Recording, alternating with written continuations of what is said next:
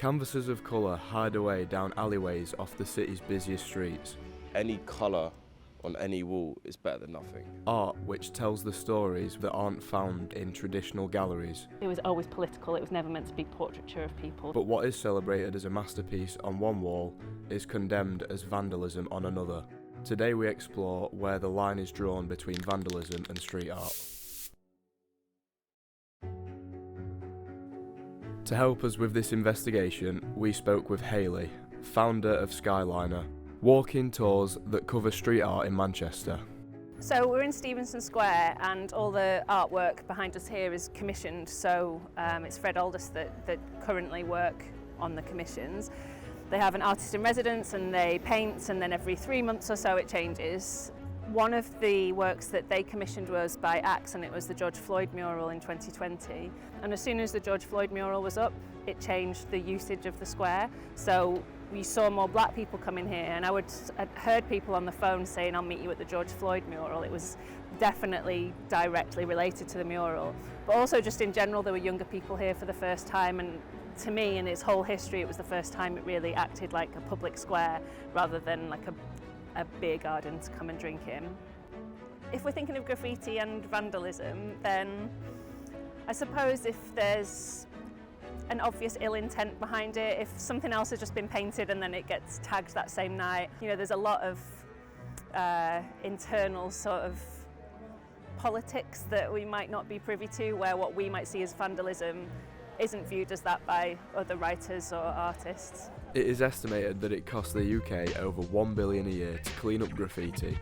We spoke to Sam, a Leeds-based graffiti artist, and saw his views on illegal graffiti as vandalism. I wouldn't call this vandalism, but that's only because it looks better than what was already there. But like for a lot of it, if you like the shit around us here, it's all just tags, and it makes the area seem poor.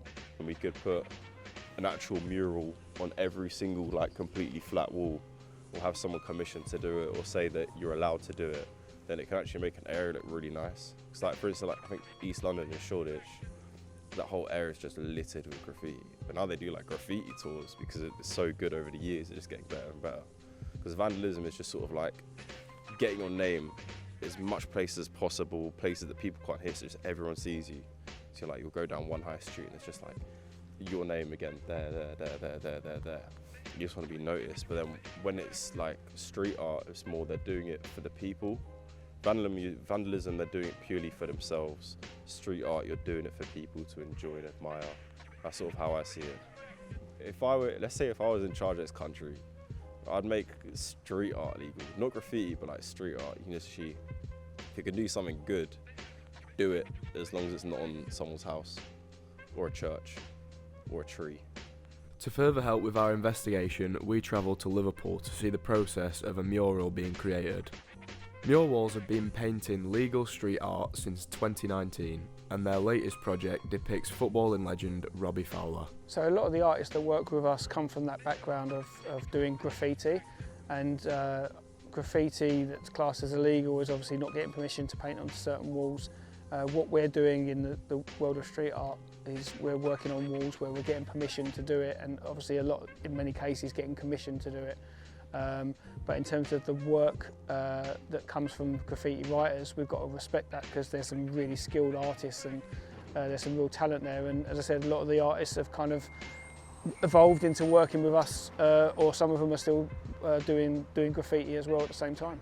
I think, there's a lot of murals that have gone up around here.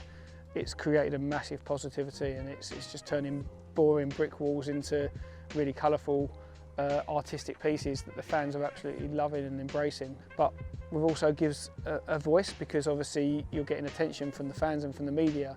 So obviously to do things like the Trent one that's related to the food banks, it's an opportunity to then use that platform to promote a cause that's needed to be doing it. In the same sense that the Jordan Henderson one, we've actually got Alderhay Hospital mentioned on there as well, and it's just about using that platform to be able to highlight these amazing causes and charity works that's going on. And later that week, Robbie Fowler himself was there for the unveiling of his mural. I don't really know what to say. I walked over and I genuinely was touched. I mean, it's not only is it brilliant, but I think already it's going to be like an iconic mural, and I can't thank Mark and everyone at Mural Walls for doing it, and a real humbling experience. Street art and murals can completely change an area, but like all art, it's subjective. So where do you draw the line?